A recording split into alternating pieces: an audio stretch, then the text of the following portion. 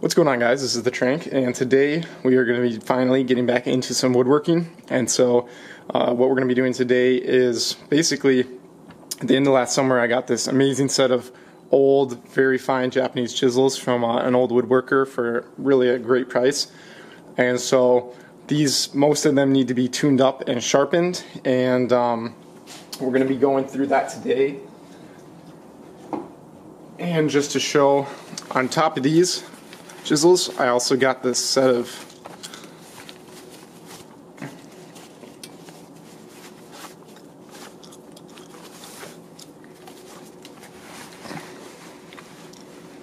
you can see here, I also got from him a set of these large mortising chisels. So I mean, look at this thing, guys. It's just really beautiful tools. These are Japanese laminate style chisels, and so we'll be sharpening accordingly. But look at that. I mean, that is something. And even some of them, guys, I think it's, like look at this one here. Still got that safety, safety grip on it. This one's never even been used. So, really pretty amazing that I was able to acquire these. I'm very fortunate to have come across these. So I just wanted to briefly explain why I've been putting off sharpening these for such a long time. So up until this point, for sharpening, I have been using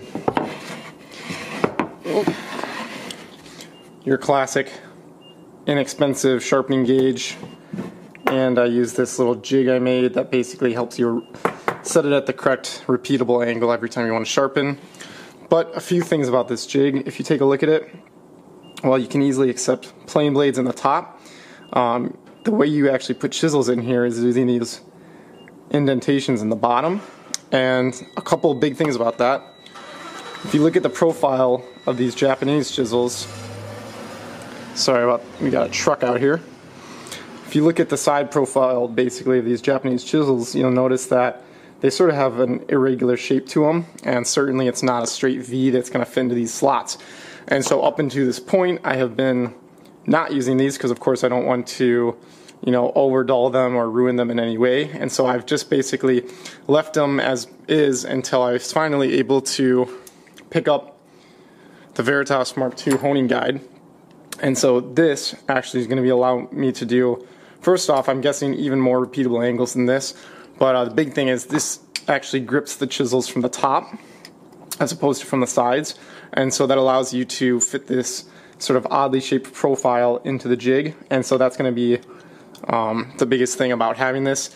It's pricey, but I wanted to be able to keep these tools in excellent condition, and I promised the man I bought these from that I would. And so we're pretty much done using this, which I'm happy because this really isn't that great. And this is certainly not a review, but one thing I already like, see how you've got this long wheel here, whereas on these more inexpensive ones, you've just got this small diameter, or small width here on the wheel. That's just going to make things better, I already know looking at that, and then being able to grip it from above and use this positive stop jig to actually set your angles. I'm really excited to use it, and we're going to go ahead and get started. This was the only chisel I was actually able to sharpen using this chintzy one. This one was, for whatever reason, able to grip this chisel. And you can see here, that wasn't the cleanest cut, but I was able to get a pretty sharp blade on this chisel. There we go. So you can see how it just slices through paper, no problem. So the goal is going to be to get the rest of these chisels tuned up and ready for some dovetails. So, just an overview of the setup here. We've got, 2, 4, 6, 7 of these mid-sized to small chisels. We're going to be sharpening up. These two right here, I've already sharpened. That's why they're flipped in this opposite orientation. So we've got 5 to sharpen today. We're going to be using Japanese water stones. I've had them soaking for a while. You can see that they stopped bubbling, so we should be good to get started here in a second. And you'll kind of see my sharpening setup. And fortunately, we will no longer have to use this jig to set the angle, so that's going to be great. So let's go ahead and get started.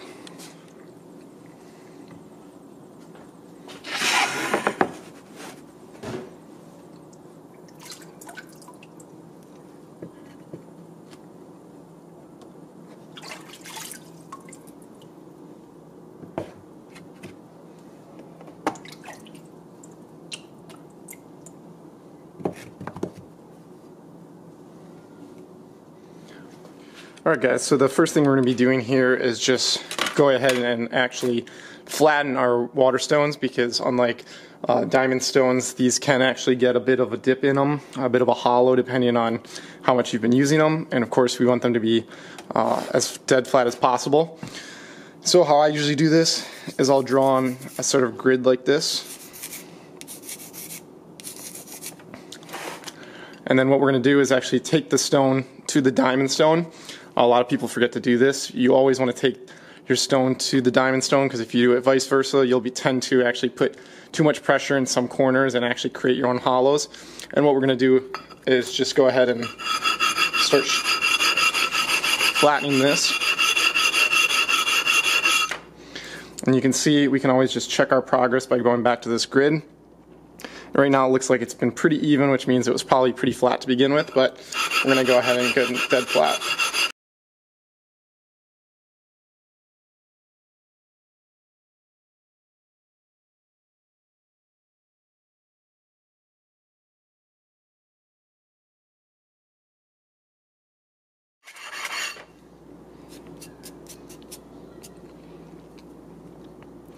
Just notice, guys, you can see the markings on the edge are actually gone, and we have markings still here. That means we were probably using the center here, of course, to sharpen our chisels or whatever I was sharpening, and that left a bit of a hollow. So we got to make sure we get the sides cut up.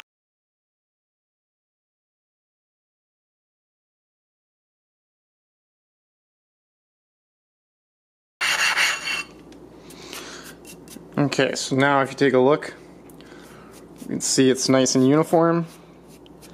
Means this guy's flat. We're going to go ahead and do it on the other two stones, and we'll check back. Alright guys, we're back. So I've got these three stones nice and flat and ready to go.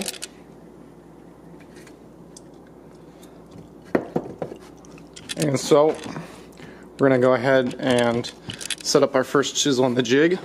It's going to be this guy here. So what we're going to do is just use these levers to raise these clamps a bit, and it looks like they're already good to go. Nope, needs to be a little bigger. So I'll just adjust these until my chisel fits through. You can see this thing's pretty thick, so we got to loosen this up even more. Alright, so now you can see chisels in, so that's good. What we're going to do is go ahead and attach our stop here. So this slides onto a little dovetail way, and we're going to set it to approximately the width of our blade, which that looks like it's about maybe a ½ inch, maybe a little between 3/8 and a ½ inch. So we'll go ahead and put this right about here. Okay, and then finally we're going to be going ahead and putting a 25-degree primary bevel, and then a $30. Wow, yeah, $30. 30-degree secondary bevel. It's cold out here, that's why I'm fumbling. I was a little over optimistic to get out here. So what we're going to do is loosen the stop here, and we're going to go to the yellow because we're using standard angles. So we're going to put it on 25 degrees. Right.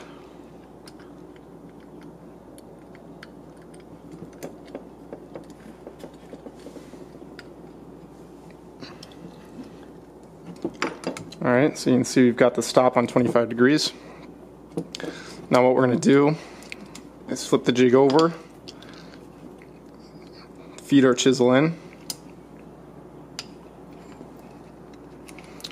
and what we're going to do is go right up to this stop, just like that. And now we're going to evenly tighten down on each side. And this is a little tricky to do on camera, so I'm going to go ahead and set that down and start tightening these. So what you want to do is make sure you don't over tighten on any one side. You want to just go back and forth and make sure it's nice and secure. You don't want your chisel moving around while you're sharpening. Okay, that feels pretty good. So the chisel's in place. You can see it's securely in the jig. So we're going to go ahead and slide this out the other way. Alright. And now we're we're good to start sharpening. And so what we're going to do here, got my chisel in. I'm going to do one last check just because I really am being careful about these blades. I'm just going to go ahead and check that that's square. You can see we're pretty much dead on there, so this jig's doing a good job of keeping us square. Alright, so you can see we're good to go there. You can see a bit of a gap right at the top. Oh, no, it's gone. But sometimes these chisels have a bit of skew to them. They're pretty old. But we're just going to add some water to our stone here. This is our coarsest stone. I'm going to go ahead, put even pressure on the chisel head, and give it about 30 strokes.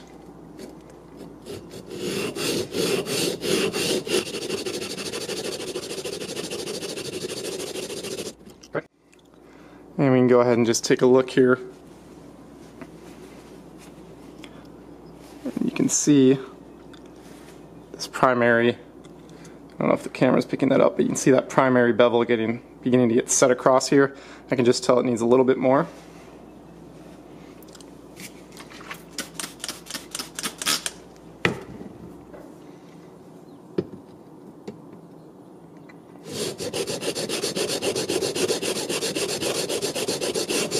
And that should be plenty. One thing I like to do, guys, to make sure we're not getting any of the coarse grit onto our next stone, is just wipe off the wheel, wipe off the end of the blade. That way we ensure we're not, again, getting any of that coarser stone on the nice one. So we're going to go ahead and increase grits here, apply some water. And an important aspect is to keep that even pressure on the chisel. And I gotta move this a bit. We're going to do about 30 strokes here.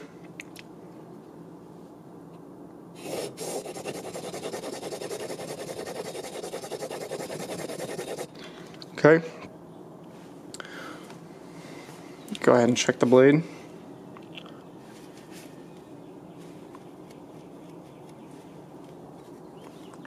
You can see we've got a bit on this right side that doesn't seem to be making contact. I'm not sure why that is, but we're going to give it a little more. Won't really matter at the end since we'll be putting that secondary bevel on, but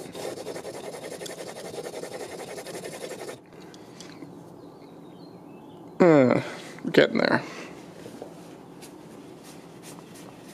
Wipe off that wheel, wipe off the tip there, and we are starting to get there. You know, and I always get this scary thought that we're not actually square. I'm just going to check this one last time. And no, we really are square there, so I'm not sure what's causing that slight defect, but it'll probably get taken care of on the secondary bevel. So now we're going to go up to our finest grit here.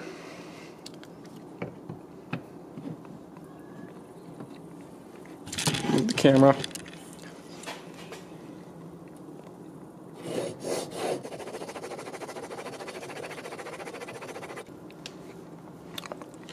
And at this point we're starting to get a pretty shiny tip here on the, you can already just feel that getting sharp. Alright, so now what we're going to do is go ahead and set this back up except for a 30 degree, and we're going to come back through. Alright guys, so we just took this off. We just finished setting that 25 degree bevel. One important thing you want to do is just get rid of any burr. Because this was already at maybe a 24, 25 degree bevel, there wasn't really that much metal being taken off during that process. You'll definitely feel it on the next set that we go. So there's not much, but what you want to do is just get it nice and flat on the stone and just rub off any burr that was there. So we're going to reset for a 30 degree and we'll come back. Alright guys, so you can go ahead and see we've now got the chisel in at the 30 degree mark. And one thing I do love, even though I was unsure there on the other one, but this really should be getting this chisel lined up directly square in the jig, so you really shouldn't have to worry about that. I was just worried because of that slight kind of cloudiness we were seeing, but it really should be fine.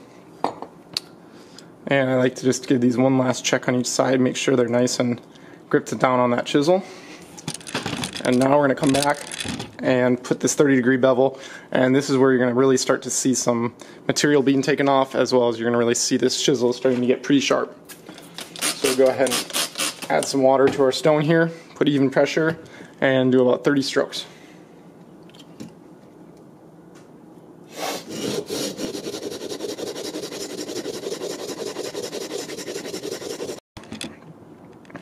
And with that, we're going to go ahead to the next grit.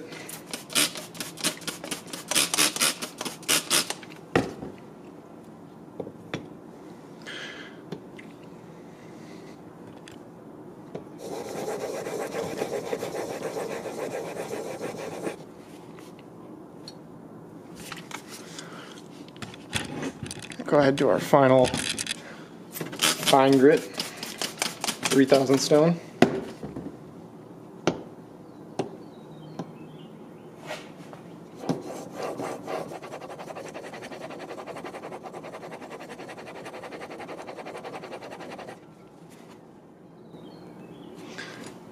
And we're starting to get a pretty nice tip there.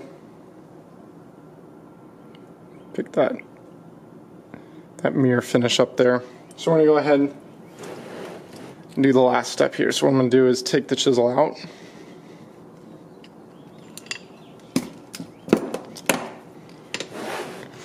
And what we're going to go ahead and do is get rid of that burr, which I can definitely feel a burr now.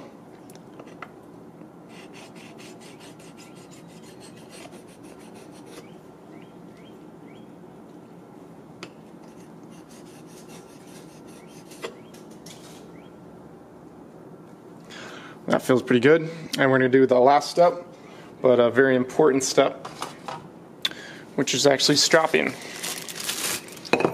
So here I've just got my stropping piece of leather, and we're going to go ahead and throw some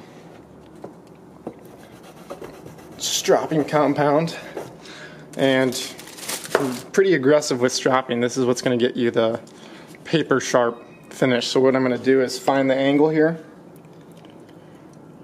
right out there, and give it some really, about 10 really good drags.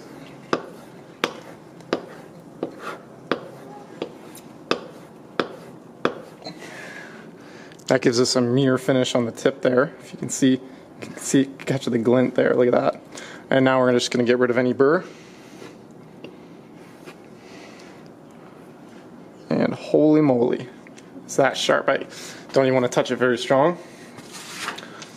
Now, if we take a piece of paper, this should be able to just, see how it just slices through like that? You don't even have to, look at that, it just goes right there, you don't even have to try. It's kind of hard to, there we go, that was a nice one. So you can see it just is razor sharp, and that's what we gotta get all these chisels to. Something to notice, something I was getting really worried about when I was sharpening there, was that something was out of square, as in this chisel wasn't square to my sharpening strokes, because you can see how that 30-degree bevel actually slants up here towards the corner. And I checked and checked and checked with a machinist square, which I know is square, and this thing was dead square during sharpening. But as I look at some of these other chisels, and it may be a little hard to tell on camera, but if you look, just notice right here how these two vertices and these three edges that it encompasses are not dead 90 degrees. And it might be hard to see on camera, but you can definitely pick it up. So that tells me that the previous owner probably did hand sharpening, which, lots of people hand sharpen, and that's great. But to get these, if you look at this one that I did,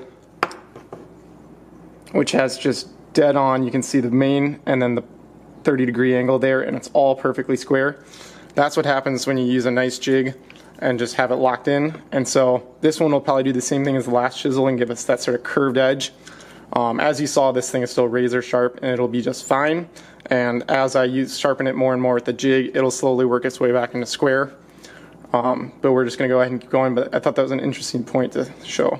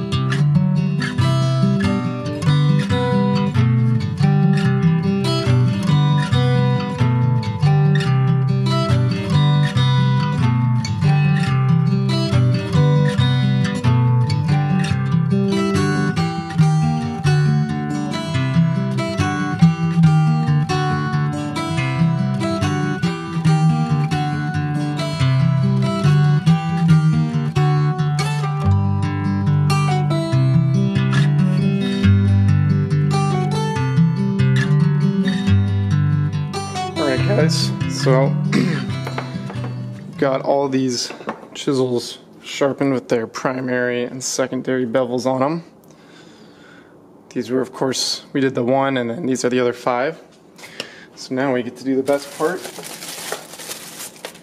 stropping and checking how we did.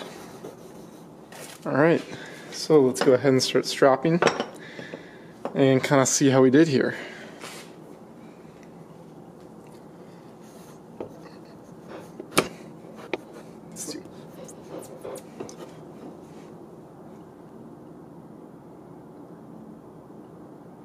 Let's see how we did. Just see how we did there.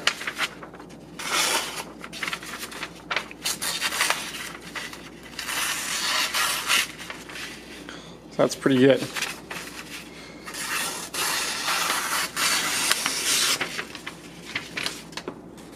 And that's how you know they're getting pretty sharp.